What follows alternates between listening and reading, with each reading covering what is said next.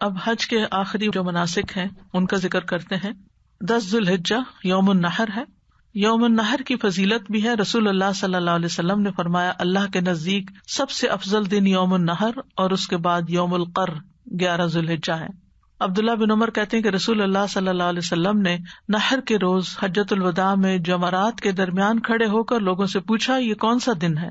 لوگوں نے جواب دیا یوم النحر. آپ نے فرمایا یہی حج اکبر کا دن ہے. اس اعتبار سے حج اکبر اس کو کہا کہ اس دن بہت سے مناسک ادا ہوتے ہیں, بہت سے کام کیے جاتے ہیں. عمرہ حج اصغر کہلاتا ہے, حج اکبر کہلاتا ہے. عام طور پر حج اکبر کے بارے میں غلط فہمی کہ جمعے کے دن جو حج ہوتا ہے تو اس کا ثواب زیادہ ہوتا ہے اور وہ حج اکبر ہوتا ہے, اور وہ سب ایک دوسرے کو کہہ رہے ہوتے ہیں اس سال حج اکبر ہو رہا ہے. قربانی کے دن کو حج اکبر کیوں کہا گیا؟ کیونکہ اس میں وقوف عرفہ کی رات ہوتی ہے, مشعر حرام میں جو بسر کی جاتی ہے, اور اس دن میں رمی کی جاتی ہے, قربانی کی جاتی ہے, سر منڈایا جاتا ہے, طواف افاضہ کیا جاتا ہے, سعی کی جاتی ہے, یعنی تقریباً سارے ہی اعمال حج کے اس دن اکٹھے کر دیے جاتے ہیں. اور یوم الحج ایک زمانہ اور وقت ہے, اور حج اکبر اس میں کیے جانے والے اعمال ہیں. یوم النحر میں مزدلفہ سے منا کی طرف روانگی ہوگی. رات مزدلفہ گزارنے کے بعد نماز فجر کے بعد سورج طلوع ہونے سے پہلے جب روشنی پھیل جائے تو منا کے لیے روانہ ہو جائیں. عمر بن میمون کہتے ہیں جب عمر رضی اللہ عنہ نے مزدلفہ میں فجر کی نماز پڑھی تو میں بھی موجود تھا. نماز کے بعد آپ ٹھہرے اور فرمایا مشرکین جاہلیت میں یہاں سے سورج نکلنے سے پہلے نہیں جاتے تھے, کہتے تھے اے ثبیر تو چمک جا پہاڑ کی چوٹی کو کہتے. نبی صلی اللہ علیہ وسلم نے مشرکین کی مخالفت کی اور سورج نکلنے سے پہلے وہاں سے روانہ ہو گئے. جابر بن عبداللہ کہتے ہیں آپ طلوع آفتاب سے پہلے منا کی طرف روانہ ہوئے. راستے میں کثرت سے تلبیہ پڑھنا چاہیے. ابن عباس کہتے ہیں مزدلفہ سے منا تک فضل رضی اللہ عنہ نبی صلی اللہ علیہ وسلم کے ساتھ سواری کے پیچھے بیٹھے.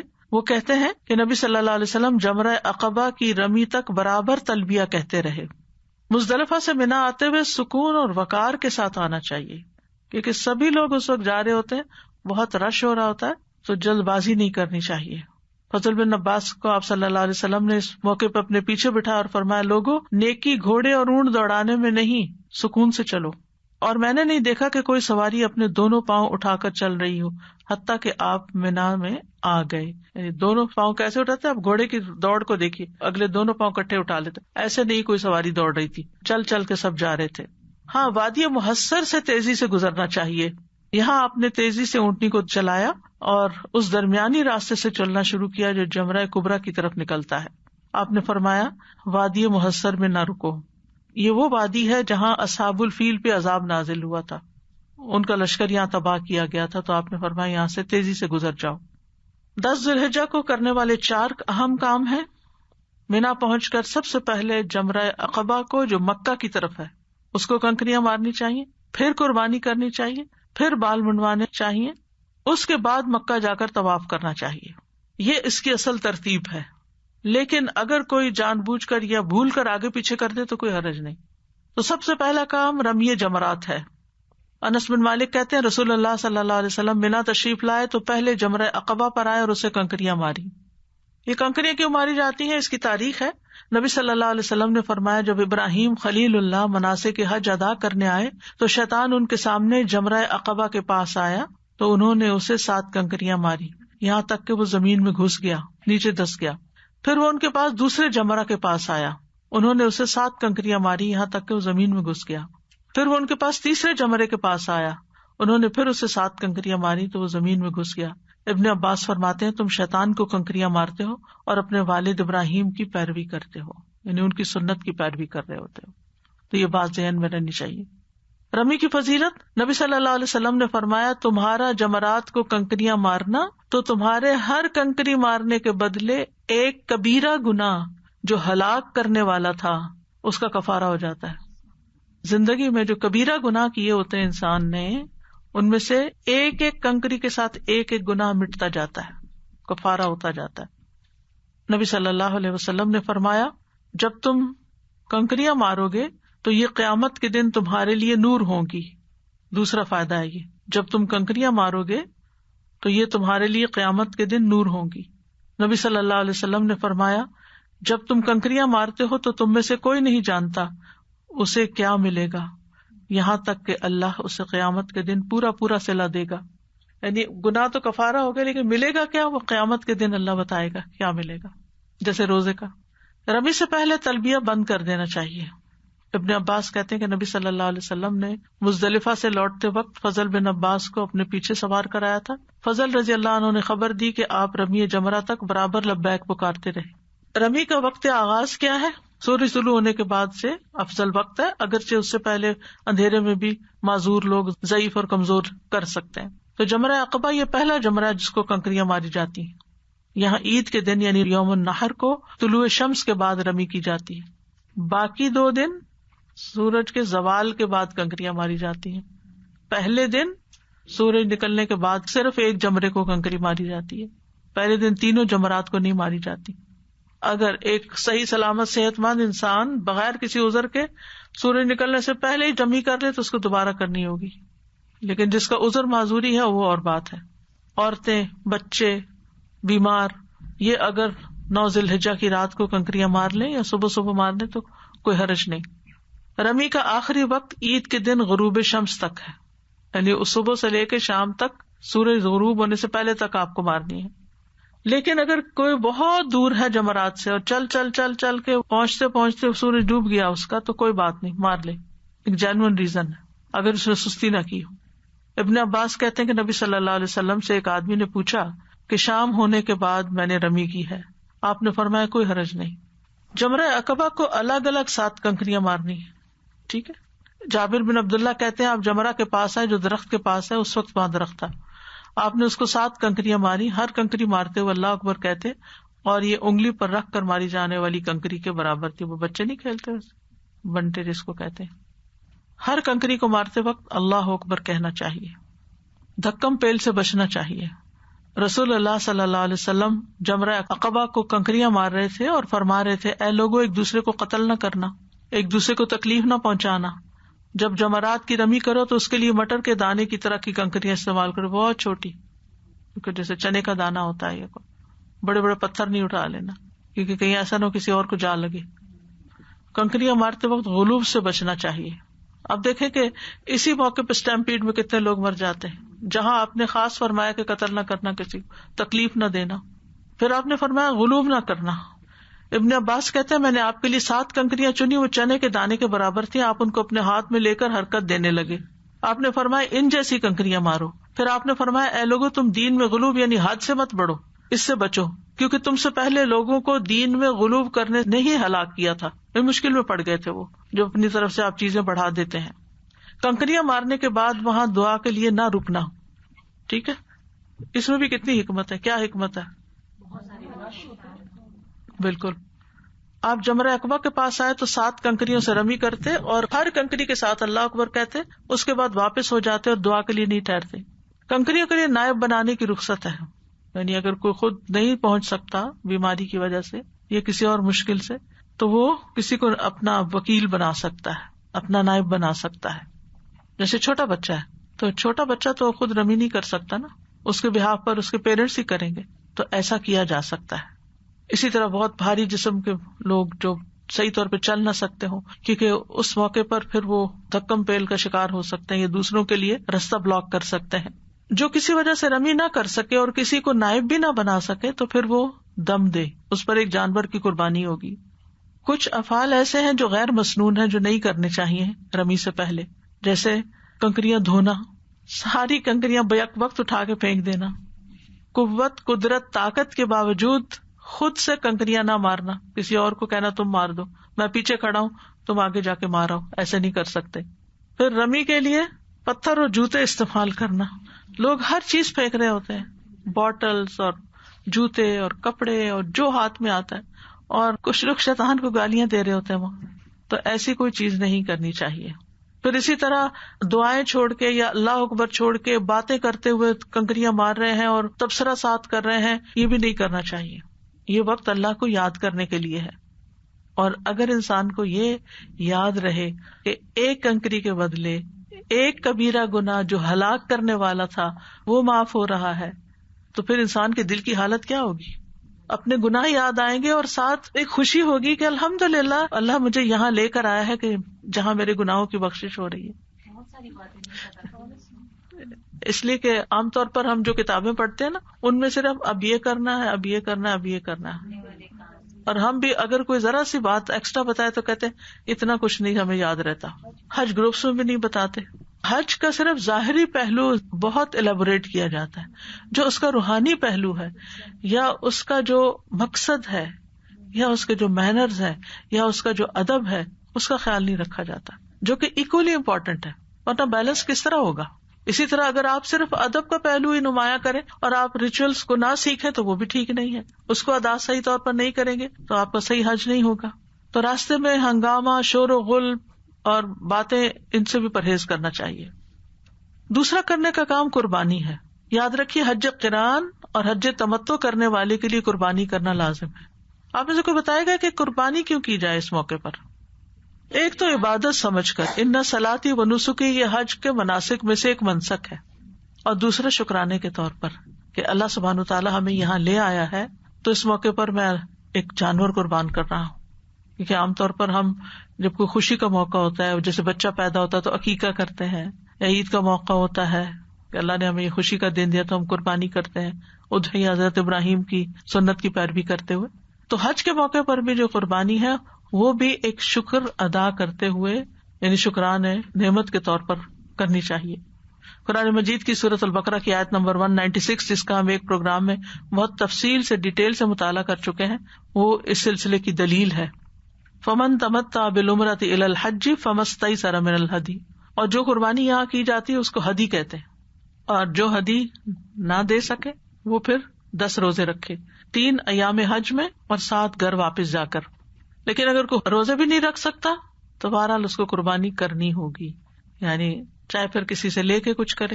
یعنی یہ ایک منسک ہے، اور اس سے یعنی باقی مناسک میں تو ہوتا ہے نا اگر کوئی چھوٹ گیا تو دم دے دو، تو جو دم ہی چھوٹ جائے تو پھر دم ہی دو. قربانی کا مطلب قربانی ہی ہوگا. روزہ کیا آپشن ہے، لیکن کچھ لوگ کمزوری بیماری کی وجہ سے روزے نہیں رکھ سکتے تو پھر ان کو قربانی ہی کرنی ہے. لیکن یہ چھٹکارا نہیں ہے اس کے بغیر حج مکمل نہیں ہوتا. ایام حج یعنی پہلا عشرہ ذی الحجہ ہے، اس میں رکھ لیں، یا پھر یہ جو ایام تشریق ہے ان میں بھی رکھنے کی اجازت ہے. 11، 12، 13 کو بھی رکھ سکتے ہیں. یعنی عمرے کا احرام باندھنے کے بعد جب آپ گھر سے نکلے تمتع کرنے، تو عمرے کا احرام باندھنے کے بعد سے لے کر آپ 11، 12، 13 ذی الحجہ تک جو حج کے دن ہیں ان میں رکھیں، اور پھر گھر آ کر جب بھی رکھیں. اکٹھے بھی رکھ سکتے ہیں 7 ایٹ اے اسٹریچ، اور الگ الگ بھی رکھ سکتے ہیں. لیکن عام حجاج کے لیے ایام تشریق میں روزے رکھنا منع ہے. ٹھیک ہے. کبھی ہوتا ہے کہ قربانی کے لیے وہاں ویسے تو اب پہلے سے ہی رقم وصول کر لی جاتی ہے، لیکن اگر فار ایگزامپل کہ نہیں ہے یا ختم ہو گیا یا چوری ہو گیا کچھ ہے تو قرضہ لے کے اس وقت وہاں پہ اس وقت کر لے، پھر بعد میں ان کو پے کر دیں. لین دین ہوتا رہتا ہے. اگر کوئی شخص قربانی کی استطاعت نہیں رکھتا اور ایام حج میں بیمار ہو گیا، روزہ بھی نہیں رکھ سکتا، یعنی وہ جو 3 روزے رکھنے ہیں، تو گھر پہنچ کر پورے 10 بھی مکمل کر سکتا ہے. ٹھیک ہے. حج افراد کرنے والے کے لیے قربانی کرنا لازم نہیں. قربانی کی کیا فضیلت ہے؟ نبی صلی اللہ علیہ وسلم نے فرمایا تمہارا قربانی کرنا تو یہ تمہارے لیے تمہارے رب کے پاس ذخیرہ ہو جاتی ہے. لن ینال اللہ لحومها ولا دماؤها ولکن ینالہ التقوی منکم. رسول اللہ صلی اللہ علیہ وسلم سے سوال کیا گیا کون سا حج افضل ہے؟ آپ نے فرمایا لبیک پکارنا اور خون بہانا. ویسے تو ایک قربانی اگر ایک سے زیادہ بھی آپ کرنا چاہیں، نبی صلی اللہ علیہ وسلم نے کتنی کی تھی؟ 100، اور وہ بھی اونٹ، سب سے بڑی قربانی. ایک تو گائے ہوتی ہے اس سے چھوٹی، اور پھر چھوٹا بکرا، بھیڑ وغیرہ، لیکن آپ نے سب سے بڑے جانور کی قربانی کی، اور وہ بھی 100 جانوروں کی. عام طور پر ہمارے ہاں قربانی کرتے وقت لوگوں کو بڑے اعتراض ہوتے ہیں، حالانکہ اللہ کی راہ میں خون بہانا اللہ کو پسند ہے. اس دن یوم النحر میں قربانی سے افضل عمل کوئی نہیں، یعنی خون بہانے سے افضل عمل کوئی نہیں. یعنی یہ جانور اللہ نے دیے ہیں اور اللہ کے نام پر ان کو قربان کیا جائے، اور پھر سب حج کرنے والوں کو کھانے کو بھی مل جائے گا گوشت وغیرہ.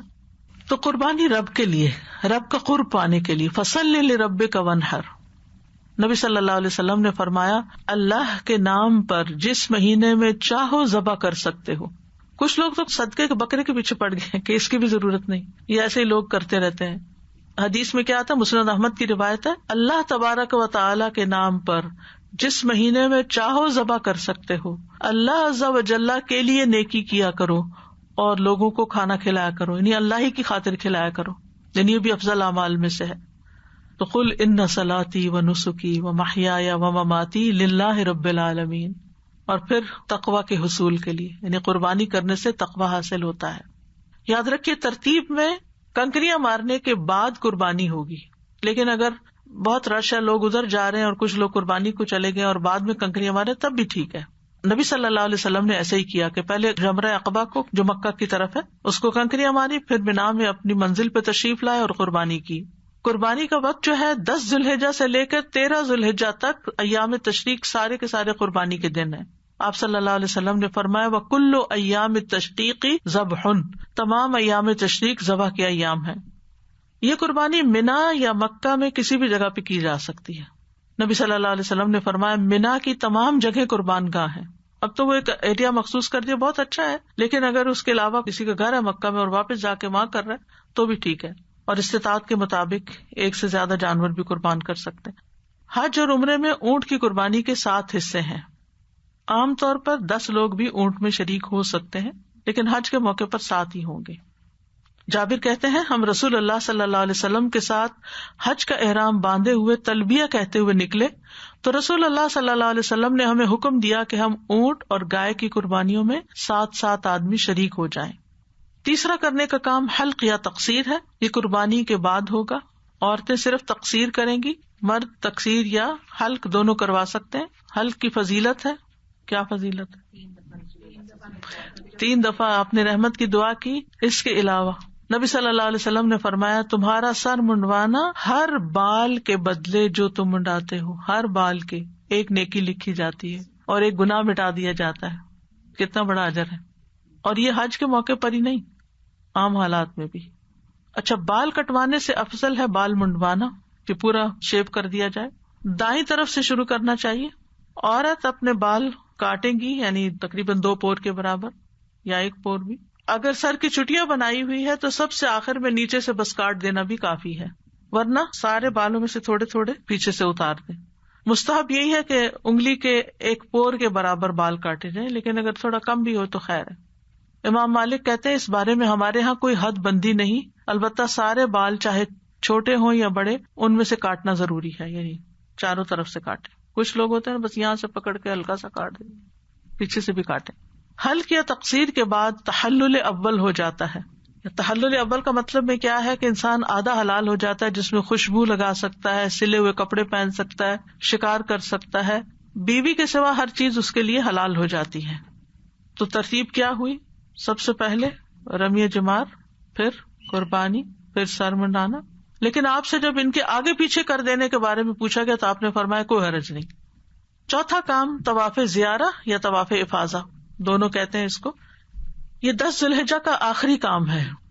ابن عمر کہتے ہیں نبی صلی اللہ علیہ وسلم نے قربانی والے دن طواف افاضہ کیا، پھر لوٹ کر مینا میں الظہر کی نماز پڑھی. حرم میں نہیں پڑھی، واپس آئے. طواف زیارہ حج کا فرض رکن ہے. اگر ادا کرنے سے رہ جائے تو کفارہ یا دم یا فدیہ دینے سے تلافی نہیں ہوتی، حج ہی نہیں ہوتا. طواف زیارہ سے پہلے غسل کرنا اور خوشبو لگانا بہتر ہے. عورتیں نہیں لگائیں، میں غسل کر لیں، نہا دھو کے صاف ستھرے ہو کے اللہ کے گھر میں جائیں. طواف زیارہ اگر کسی وجہ سے انسان اس وقت نہیں کر سکا، بعد میں کر لے. 10 کو نہیں کر سکا، 11 کو کر لے، 12 کو. میرے ہسبینڈ بہت بیمار ہو گئے تھے جا کے نا جی، تو ہم نے تو ذوالحجہ کے مہینے میں کسی وقت بھی ہو سکتا ہے. جی بعد میں کیا تھا، کر سکتے ہیں. جیسے پیریڈ والی خواتین تو وہ بھی پاک ہونے کے بعد کریں گی.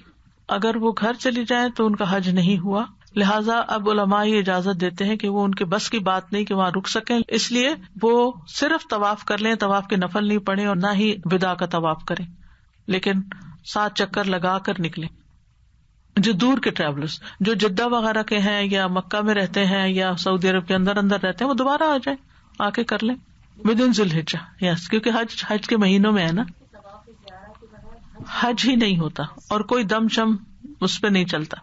رسول اللہ صلی اللہ علیہ وسلم جب احرام باندھتے تو حضرت عائشہ آپ کو خوشبو لگاتی. اسی طرح بیت اللہ کے طواف زیارہ سے پہلے حلال ہونے پر بھی خوشبو لگاتی، یعنی اس موقع پر صاف ستھرا ہونا. وَلْيَقْضُوا تَفَثَهُمْ، اپنی میل کچیل دور کریں. وَلْيُوفُوا نُذُورَهُمْ وَلْيَطَّوَّفُوا بِالْبَيْتِ الْعَتِيقِ. تو بیت العتیق یعنی بیت اللہ جانے سے پہلے بال شال منڈوا کے صاف کر کے سر کو شیو کر کے جو بھی کرنا ہے نہا دھو کے پھر اللہ کے گھر کی طرف جایا جائے.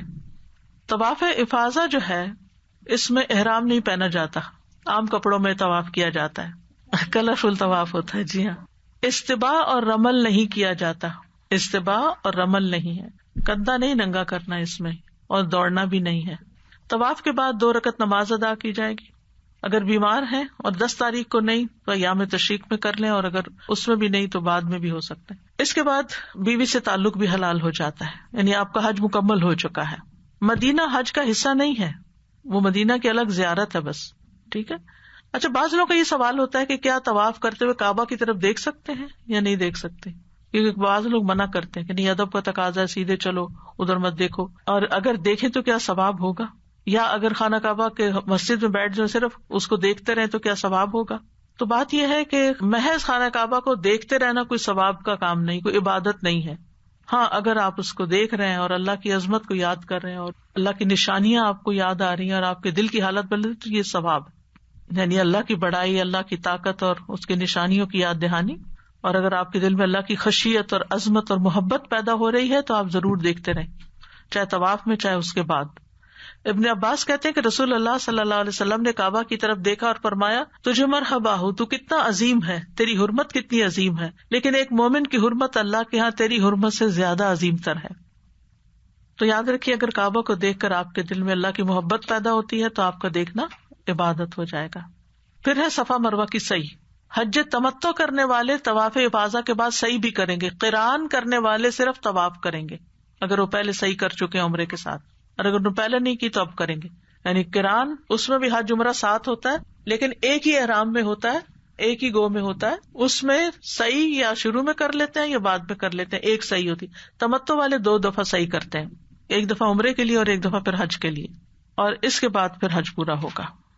سعی کے بعد مینا واپس آ جانا چاہیے. اگر کوئی کام ہو اور رکنا پڑے مکہ میں، مثلا ہوٹل سے اپنے کپڑے یا کوئی چیز لینی ہے یا کچھ رکھنا ہے یا کھانا لینا ہے یا کسی قسم کی کوئی ضرورت پیش آ گئی یا کوئی بیمار ہے تو اس کے ساتھ تھوڑا رکنا پڑ گیا ہے، تو جو ہی فارغ ہو فوراً واپس میں نہ جائیں اور ایام تشریق کی راتیں یہیں گزاریں. اب ایام تشریق شروع ہو چکے ہیں، 11، 12، 13. ان کو قرآن مجید میں ایام معدودات کہا گیا ہے، جو شروع میں تلاوت میں آپ نے سنا. ان دنوں میں اللہ کو یاد کرنا ہوتا ہے. ابن عباس کہتے ہیں، وَاذْكُرُوا اللَّهَ فِي أَيَّامٍ مَّعْلُومَاتٍ، معلوم دنوں میں اللہ کو خوب یاد کرو. ایام معلومات سے مراد ذوالحجہ کے پہلے 10 دن، اور والایام المعدودات سے مراد ایام تشریق ہے. یہ دوسری جگہ یہ آیا نا. یہ سال کے باقی دنوں سے افضل دن ہے. اور ویسے بھی آپ دیکھیں کہ وہاں آپ کا کوئی کام نہیں، سارا دن آپ فارغ، آپ اللہ کا ذکر کریں، بس کنکریاں مارنی ہوتی ہیں، اس کے علاوہ فارغ. اللہ کا ذکر کریں، کسی کی خدمت کریں، کچھ اور نیکی کا کام کریں، اور ان دنوں کو انجوائے کریں. یہ عید کے دن ہے. حضرت عائشہ کہتی ہیں کہ منا کے دنوں میں ابو بکر رضی اللہ عنہ ان کے ہاں تشریف لائے، ان کے خیمے میں، تو وہاں انصار کی 2 بچیاں دف بجا کر گا رہی تھی. نبی صلی اللہ علیہ وسلم چہرے پر کپڑا ڈالے ہوئے لیٹے ہوئے تھے. ابو بکر نے انہیں ڈانٹا تو نبی صلی اللہ علیہ وسلم نے اپنے چہرے سے کپڑا ہٹا کے فرمایا، ابو بکر انہیں چھوڑ دو، یہ عید کے دن ہے، یعنی حاجیوں کی بھی عید ہے وہ، اور یہ منا میں ٹھہرنے کے دن تھے. عقبہ بن عامر کہتے ہیں کہ رسول اللہ صلی اللہ علیہ وسلم نے فرمایا، یوم عرفہ، یوم نحر اور ایام تشریق ہم اہل اسلام کے عید کے ایام ہیں، یہ کھانے پینے کے دن ہیں، ان میں روزہ نہیں رکھا جائے گا. وہاں عرفہ کا روزہ ہم صرف رکھتے ہیں جو حج پہ نہ جا سکے. رسول اللہ صلی اللہ علیہ وسلم نے ابن کعب بن مالک کو بھیجا اور انہیں اور اوس بن حدسان کو تشریق کے دنوں میں یہ اعلان کرنے کے لیے بھیجا کہ جنت میں مومن کے سوا کوئی داخل نہیں ہوگا، اور منا کے دن کھانے پینے کے دن، ان سب کو جا کے بتا دیں. اسی طرح یہ اذکار کے اذکار کے بھی دن ہے. ایام تشریق کھانے پینے اور اللہ کا ذکر کرنے کے دن ہے. عرفہ کی صبح سے 13 ذوالحجہ کی مغرب تک، عرفہ کی صبح سے لے کے 13 ذوالحجہ کی مغرب تک تکبیرات کہی جائیں گی. اللہ اکبر، اللہ اکبر وللہ الحمد، اللہ اکبر و اجل، اللہ اکبر اللہ ما ہدانا، اور بھی جو تکبیرات ہوتی ہیں. اسی طرح پھر اس کے آخر میں اللہم اغفر لنا، اللہم ارحمنا. بلند آواز سے تکبیریں کہنی چاہیے. حضرت عمر رضی اللہ عنہ منا میں اپنے خیمے کے اندر تکبیر کہتے تو مسجد میں موجود لوگ اسے سنتے اور تکبیر کہتے، اور بازار والے تکبیر کہتے، یہاں تک کہ سارا منا تکبیرات سے گونج اٹھتا. اب تو ایسی کوئی چیز سمجھ نہیں آتی، وہ مسجد میں بھی کچھ ہوتی ہے تو اسپیکر پہ امام یا جو بھی تکبیر پڑھ رہا ہوتا اسی کی باقی لوگوں کی آوازیں نہیں آ رہی ہوتی. جب امام پڑھ رہا ہو تو باقی لوگوں کو اپنی آواز بلند کر لینی چاہیے.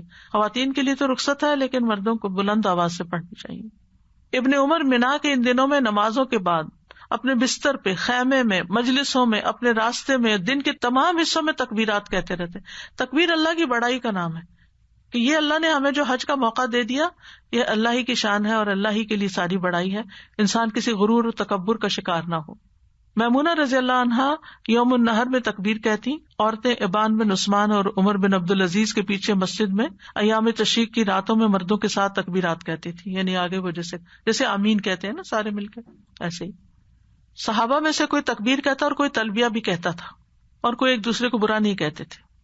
تو ایام تشریق میں کرنے کے کام کیا ہے؟ جمرات کو کنکریاں مارنا، جس کا آغاز یوم النحر کو ہوگا اور پھر 3 دن مزید یا 2 دن، اور اس میں زوال سے پہلے رمی نہیں کرنی ہوتی ہے. ایام تشریق میں 7 کنکریاں مارنی ہوتی ہیں، ہر کنکری کے ساتھ اللہ اکبر. جمرہ اولا اور وسطیٰ کو کنکریاں مارنے کے بعد دعا کی جائے گی، لیکن جمرہ عقبہ کے نزدیک دعا نہیں ہے.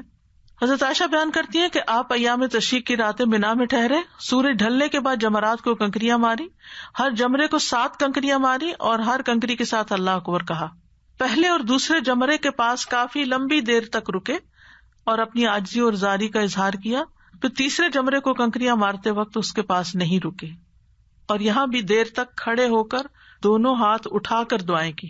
ٹائم کافی لیا، کھڑے ہوئے، ہاتھ اٹھائے اور پھر دعا کی. جمرہ عقبہ کے پاس رمی کر کے نہ کھڑے ہوئے اور نہ دعا کی. منا میں قصر نمازیں پڑھی جائیں گی. مسجد خیف میں نماز پڑھی جائے گی. اگر وہاں جگہ نہ ہو تو اپنے اپنے خیموں میں مرد حضرات جماعت کریں، عورتیں پیچھے نماز پڑھ سکتی ہیں. نبی صلی اللہ علیہ وسلم نے فرمایا مسجد خیف میں 70 انبیاء نے نماز پڑھی ہے، ان میں موسیٰ علیہ السلام بھی شامل ہیں. اگر اس دوران کوئی حرم جا کر بیت اللہ کا طواف کرنا چاہے تو کر سکتا ہے دن میں جا کے. ابن عباس کہتے ہیں کہ نبی صلی اللہ علیہ وسلم منا کے دنوں میں کعبہ کا طواف کرنے جایا کرتے تھے. ابن عباس کہتے ہیں منا کی راتوں میں سے ہر رات تک کعبہ کا طواف کرنے کے لیے جاتے تھے نبی صلی اللہ علیہ وسلم، اور 3 دن آپ نے وہیں گزارے تھے. حاجی نصف سے زیادہ رات منا میں بسر کرے. اگر باہر نکلنا بھی ہے تو آدھی رات تو کم از کم اندر ہی رہے. اور رات غروب شمس سے لے کر طلوع فجر تک شمار کی جائے گی. غروب شمس سے سورج غروب ہونے سے فجر شروع ہونے تک. ایام تشریق میں منا میں خطبہ بھی ہوگا. نبی صلی اللہ علیہ وسلم نے یہاں خطبہ دیا. یہاں 2 دن بھی ٹھہر سکتے ہیں ایام تشریق کے اور 3 دن بھی. قرآن مجید میں آتا ہے وَمَن تَأَخَّرَ فَلَا إِثْمَ عَلَيْهِ. 12 ذی الحجہ کو منا میں سورج غروب ہو جانے کی صورت میں 13 ذی الحج بھی یہاں گزارنا پڑے گا. اگر نکلنا ہے تو جلدی نکلنا ہوگا. منا میں سب لوگ اکٹھے ہوتے ہیں، کنکریاں بھی مارتے ہیں. کافی مشکل کام ہوتا ہے، یعنی کافی ایفرٹ لگتی ہے ان میں، لہٰذا اس میں جھگڑے فساد اور فرسٹریشن سے بچنا چاہیے. یہ وہی دن ہے جن کے بارے میں آتا ہے نا فَمَنْ فَرَضَ فِيهِنَّ الْحَجَّ فَلَا رَفَثَ وَلَا فُسُوقَ وَلَا جِدَالَ فِي الْحَجِّ. اور اصل حج تو یہی ہو رہا ہوتا ہے بیسیکلی. حرم میں تو طواف ہوتا ہے، عمرہ ہوتا ہے، حج تو انہی جگہوں پہ ہوتا ہے. وہاں بھی کچھ چیزیں ہیں لیکن باقی مناسک یہی ہیں. اپنے مقصد پہ نظر رکھیں، یہاں کیوں آئے ہیں، اور اس پہ فوکس کرتے ہوئے اپنی عبادت پہ توجہ رکھیں. لوگوں سے ملنے والی اذیتوں پر صبر کریں. کھانے میں عیب نہیں نکالیں، کیونکہ بعض اوقات وہاں کھانا صحیح نہیں ملتا، کیونکہ پہنچانا ہی ایک بڑا کام ہے. نبی صلی اللہ علیہ وسلم کبھی کسی کھانے میں عیب نہیں نکالتے تھے. پسند ہوتا تو کھا لیتے ورنہ چھوڑ دیتے تھے. اپنی ذات پہ دوسروں کو ترجیح دیں، پہلے دوسروں کو آفر کریں. یہ بھی شکرانے کی ایک قسم ہے. یعنی جب آپ سب مل کے کھانے کو بیٹھے ہیں تو جلدی نہ کریں کہ میں اپنے لیے پہلے سب کچھ نکال لوں اور باقی جانے ان کا کام جانے. کیونکہ بہت سے لوگ شادیوں پر، اجتماعی کھانوں پر اسی طرح کا کام کرتے ہیں، اور پھر چننے کھڑے ہو جاتے ہیں اور سب کچھ ہلا جلا کے ٹھنڈا کر دیتے ہیں، اور پھر پسند نہیں آتا اور ایکسٹرا بھر لیتے ہیں اور آدھا گاربیج میں جاتا ہے. اور پھر یہ عادتیں جو یہاں پڑی ہوئی ہے نا گھروں میں، وہ وہاں جا کر بھی ویسی ہی ہوتی ہے. تو ان عادتوں کی بھی اصلاح کرنے کی ضرورت ہے. زیادہ کھانوں کی طرف توجہ نہیں دیں، بلکہ ذکر اذکار زیادہ کریں اور دنیا کی باتیں کم کریں.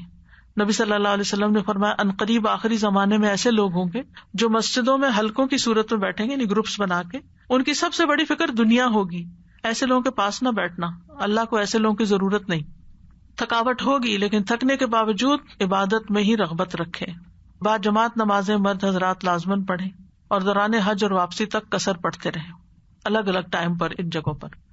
اور پھر مکہ سے رخصتی، طواف وداع، یہ بھی حج کے واجبات میں سے ہے. اس کے بغیر حج مکمل نہیں ہوتا. ابن عباس فرماتے ہیں لوگ حج کے بعد ہر جانب سے واپس چلے جاتے تھے تو رسول اللہ صلی اللہ علیہ وسلم نے فرمایا کوئی شخص ہرگز نہ جائے حتیٰ کہ اس کا آخری عمل بیت اللہ کا طواف نہ ہو. مکہ کے لوگ طواف وداع سے مستثنا ہیں کیونکہ وہ تو مکہ کے اندر ہی ہیں. حائضہ کے لیے بھی رخصت ہے. اگر کسی نے اپنا حج مکمل کر لیا اور پھر پیریڈ شروع ہو گئے تو پھر وہ طواف وداع کے بغیر بھی نکل سکتی ہے, جیسے آپ صلی اللہ علیہ وسلم نے حضرت صفیہ سے کہا تھا. افضل یہی ہے کہ طواف افاضہ اور وداع الگ الگ ہو, لیکن اگر فلائٹ جانے کا ڈر ہو یا کوئی ایسی مشکل ہو تو ایک بھی کر سکتے ہیں, دونوں کی نیت کر کے. اور طواف وداع جو ہے وہ آخری عمل ہونا چاہیے, لیکن اس کے بعد اگر نماز آ گئی تو نماز آپ حرم میں پڑھ سکتے ہیں. یہاں پر حج مکمل ہو جاتا ہے اور حج مبرور کی جزا جنت ہے. نبی صلی اللہ علیہ وسلم نے فرمایا, ایک عمرہ دوسرے عمرے تک ان گناہوں کا کفارہ ہے جو ان کے درمیان کیے گئے ہوں, اور حج مبرور کی جزا تو جنت ہے. حج مبرور کیا ہے؟ ایسا حج جس میں گناہ نہ کیا گیا ہو. بعض لوگ سمجھتے ہیں اس کا معنی حج مقبول. نہیں, ایسا حج جو نیکیوں سے بھرا, بر نیکی کو کہتے ہیں نا. حسن بصری کہتے ہیں حج مبرور وہ ہے جس سے آدمی اس طرح لوٹے کہ وہ دنیا سے بے رغبت ہو اور اس کے اندر آخرت کا شوق پیدا ہو جائے. یعنی حج کے بعد زندگی بدل جائے, گناہوں سے بچے, یعنی حج کے دوران بھی نافرمانی کے کام نہ کرے, فلا رفث ولا فسوق ولا جدال, اور واپس آ کے بھی گناہوں کو چھوڑ دے. بعض اہل علم کہتے ہیں حج مبرور سے مراد حج مقبول ہے, جس کا مطلب یہ ہے کہ انسان اپنے رب کی دوبارہ نافرمانی نہ کرے اور حقدار کو ان کے حقوق ادا کرے. ابو ہریرہ کہتے ہیں جس شخص نے حج کیا اور کوئی بےہودگی اور گناہ کا کام نہیں کیا, وہ ایسے واپس لوٹے گا جیسے اس کی ماں نے اسے آج جنم دیا ہو, بالکل صاف ستھرا. اللہ تعالیٰ سب کو ایسے حج کی توفیق عطا فرمایا. ابھی کسی کا دیکھا جو آدمیوں کا احرام تھا, انہوں نے اپنی وائٹ چادر کے اوپر گرین پٹی لگائی تھی, جیسے عورتیں ادھر لگا لیتی ہیں وہ اپنی نشانی, تو ان کے احرام کے اوپر یہ پوری پٹی تھی ان کے وائٹ. کوئی حرج نہیں. السلام علیکم. جی استاذہ جی, وہ جو قربانی ہے 10 تاریخ کو, تو اب کیا جاتا ہے کہ کیونکہ بہت زیادہ نمبر ہوتا ہے اور لوگوں کو ایکسیس نہیں ہے, تو آپ کو پتہ نہیں ہوتا کہ آپ کی قربانی کب ہوئی ہے, تو اس ٹائم پہ کیا ہم اسیوم کر سکتے ہیں کہ ہماری ہو گئی ہوگی؟ کیونکہ آگے پیچھے بھی ہو جائے تو فرق نہیں, کیونکہ نبی صلی اللہ علیہ وسلم نے اجازت دی. اچھا, شکریہ. استاد, آپ نے بتایا تھا کہ یہ کنکری آپ کسی کو ولی بنا کے ان کو کہیں کہ وہ مادر, وہ عورت اور مرد دونوں ہو سکتے ہیں؟ جی جی, کوئی بھی ہو سکتا ہے. وآخر دعوانا الحمد للہ رب العالمین. سبحانک اللہم وبحمدک, اشہد ان لا الہ الا انت, استغفرک واتوب الیک. السلام علیکم ورحمۃ اللہ وبرکاتہ.